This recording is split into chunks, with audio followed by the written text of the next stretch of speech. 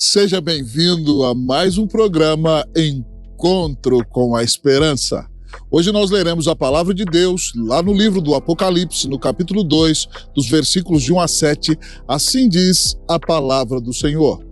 Ao anjo da igreja em Éfeso escreve: estas coisas diz aquele que conserva na mão direita as 7 estrelas e que anda no meio dos 7 candeeiros de ouro. Conheço as tuas obras, tanto o teu labor como a tua perseverança, e que não podes suportar homens maus, e que puseste à prova os que a si mesmos se declaram apóstolos e não são, e os achaste mentirosos, e tens perseverança, e suportaste provas por causa do meu nome, e não te deixaste esmorecer. Tenho, porém, contra ti, que abandonaste o teu primeiro amor. Lembra-te, pois, de onde caíste, arrepende-te e volta à prática das primeiras obras, e se não venho a ti e moverei do seu lugar o teu candeeiro, caso não te arrependas. Tens, contudo, a teu favor, que odeias as obras dos nicolaítas, as quais eu também odeio. Quem tem ouvidos ouça o que o Espírito diz às igrejas. Ao vencedor dar-lhe-ei que se alimente da árvore da vida que se encontra no paraíso de Deus.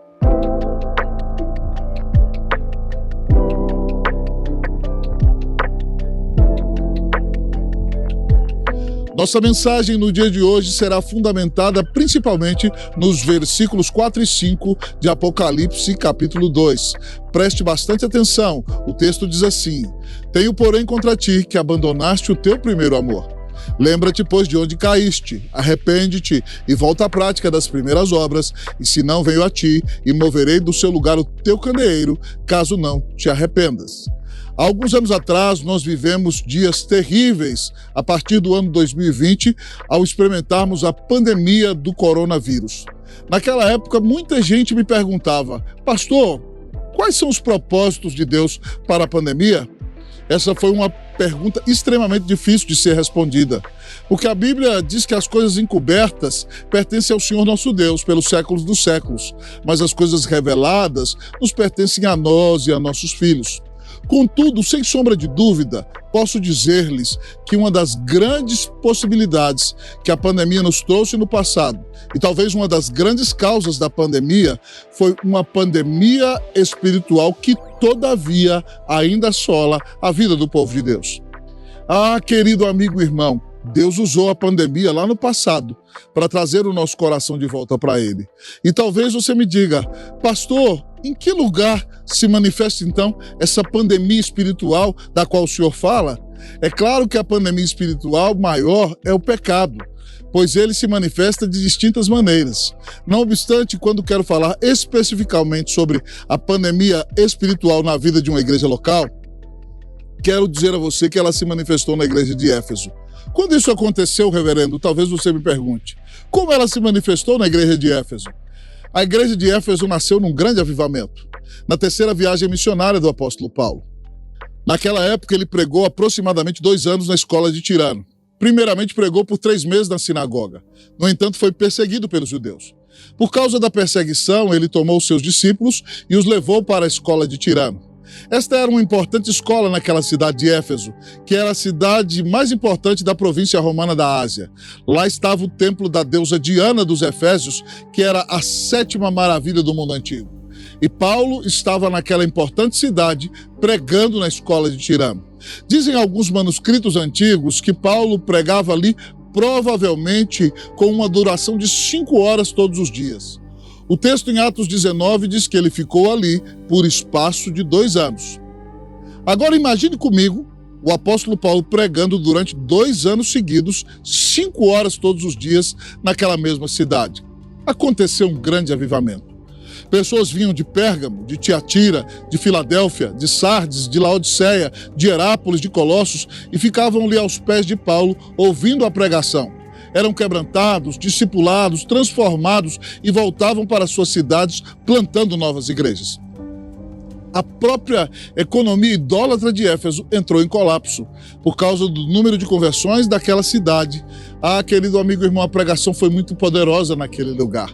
Naquela cidade, Deus deu a Paulo o poder de curar, de modo que quando os lenços dele eram levados, os demônios saíam gritando, batendo em retirada, e os aventais de Paulo eram usados para curar as pessoas. Naquela igreja houve avivamento. As pessoas foram tão tocadas por Deus que iam em praça pública confessando os seus pecados. Imaginem um grupo de pessoas andando na rua e dizendo: eu roubei, eu matei, eu me prostituí, eu adulterei, falei mal, fui um rebelde. Foi isso que aconteceu ali. Tamanha a ação do Espírito Santo naquele lugar. Pessoas dadas ao ocultismo naquela cidade foram convertidas ao Senhor Jesus Cristo. Então elas resolveram queimar os seus livros de magia em praça pública. E o valor daqueles livros, calculado em moeda dos nossos dias, foi mais ou menos o equivalente a $500 milhão de livros de ocultismo queimados. Ah, queridos amigos e irmãos, o ministério de Paulo naquela cidade foi um grande avivamento. Aquela igreja experimentou uma visitação espiritual do primeiro amor. Depois desse tempo de avivamento, Timóteo pastoreou ali. Aquele mesmo que era discípulo de Paulo. E o próprio apóstolo João, depois de Timóteo, antes de ir para a ilha de Patmos, foi pastor daquela igreja. Na ocasião do nosso texto, Deus usa o apóstolo João em Patmos para escrever o Apocalipse e enviar estas cartas a todas as igrejas de Deus e de todos os tempos. E a primeira igreja a receber a carta foi a igreja de Éfeso. Contudo, pasme comigo. A igreja a qual Jesus escreve não é mais a igreja do avivamento. Agora vemos aqui uma segunda geração de crentes. O Senhor Jesus, quando fala a esta igreja, revela a ela o que ele quer dizer. O Senhor dirige a carta ao anjo da igreja, que é responsável na igreja local pela pregação da palavra do Senhor. Jesus se revela como aquele que tem na mão direita as 7 estrelas, significando que ele tem na mão os pastores e dirige os pastores para que preguem com fidelidade a palavra de Deus. Ele caminha no meio dos 7 candeeiros de ouro, que são as igrejas. Assim ele revela que está sempre presente no meio do seu povo. Entretanto, além de dizer que a igreja de Éfeso é conduzida pelo próprio Senhor, Jesus a elogia porque ela é uma igreja laboriosa, mesmo em dias de dificuldade, nas perseguições do imperador Domiciano. Ela continua trabalhando muito, ela trabalha com grande transpiração para pregar o evangelho. Ele também a elogia porque ela é uma igreja fiel doutrinariamente. Ela resistiu aos falsos apóstolos e não os tolerou. Ele também a elogia porque ela é perseverante. Esta igreja resistiu a uma perseguição intensa. Na cidade de Éfeso, há um templo para o imperador César. 2 vezes por ano, todo cidadão romano tem que entrar naquele templo e dizer: César é Kyrios, o que significa César é Senhor. Porém, quando os crentes fiéis são obrigados a irem àquele lugar, entram e dizem: Jesus Cristo é o Senhor. Alguns deles foram assassinados, outros perseguidos. A igreja de Éfeso foi perseverante. Além disso, ela foi uma igreja fiel na ética, no comportamento. Além de ser perseverante, trabalhadora, zelosa doutrinariamente, porque os nicolaítas diziam que para que você vença o pecado, você tem que experimentar o pecado. Estavam ali e a igreja não os tolerou. Odiou a obra dos nicolaítas e os disciplinou e os excluiu da igreja. Talvez você me diga: uau, pastor, que igreja maravilhosa é a igreja de Éfeso. Não conheço nenhuma igreja assim nos dias de hoje. Mas Jesus diz a esta igreja que ela tem um terrível problema. E o problema dela é a pandemia espiritual. O Senhor Jesus diz a ela: tenho, porém, contra ti. Ao olhar para esse tema do capítulo, quero tratar 3 pontos com você nas próximas mensagens. Em primeiro lugar, a pandemia espiritual tem um diagnóstico real. Em segundo lugar, a pandemia espiritual tem um remédio especial. Em terceiro lugar, a pandemia espiritual tem um prognóstico complicado. São estes 3 tópicos que estudaremos nas próximas mensagens. Em primeiro lugar, o texto da palavra de Deus nos ensina que a pandemia espiritual tem um diagnóstico real. Pastor, qual é, então, o diagnóstico da pandemia espiritual? O Senhor Jesus disse: tenho, porém, contra ti que abandonaste o teu primeiro amor. Algumas décadas antes do nosso texto ser escrito, essa foi a igreja do avivamento. Foi a igreja na qual as pessoas iam à praça pública confessando seus pecados. Era uma igreja que experimentou o poder do enchimento do Espírito Santo. Uma igreja de intensa vida de oração. Uma igreja que demonstrava o seu amor a Deus e ao próximo intensamente. No entanto, depois de 40 anos, eles lutaram zelosamente pela doutrina e se dedicaram a esse aspecto tão importante que é a fidelidade à verdade. Porém, eles ficaram meramente no aspecto intelectual da fé. Deixaram o coração gelar. Deixaram a alma esfriar. Eles foram trabalhadores, foram fiéis na doutrina, foram zelosos na disciplina, foram perseverantes na perseguição, mas eles deixaram de amar o Senhor Jesus. Por isso o Senhor diz a eles: tenho, porém, contra ti, que abandonaste o teu primeiro amor. A igreja de Éfeso deixou de amar. Pastor, como isso pode acontecer? Anteriormente eles eram os que tinham mais prazer na comunhão com Deus. Mas essa já não era mais aquela igreja de oração, que dobrava os seus joelhos para se humilhar, para dizer ao Senhor o quanto necessitava dele. Já não era mais aquela igreja que tinha tanta fome da palavra e de ter um momento pessoal de comunhão devocional, um momento de culto em família ou em grupos menores para invocar a Deus, para se encher do Espírito Santo e para confessar os seus pecados, para serem transformados por Jesus, desejando uma comunhão íntima com Ele. Essa já não era a igreja que cantava os cânticos com sincero coração, mas fazia meras apresentações do louvor dominical. Não era para a glória de Deus. O amor daquela igreja se esfriou. A pandemia espiritual tem um diagnóstico claro. O diagnóstico é falta de amor. Acredito sinceramente que uma das razões pelas quais Deus permitiu que nós experimentássemos a pandemia do coronavírus foi para que o povo de Deus voltasse ao seu primeiro amor.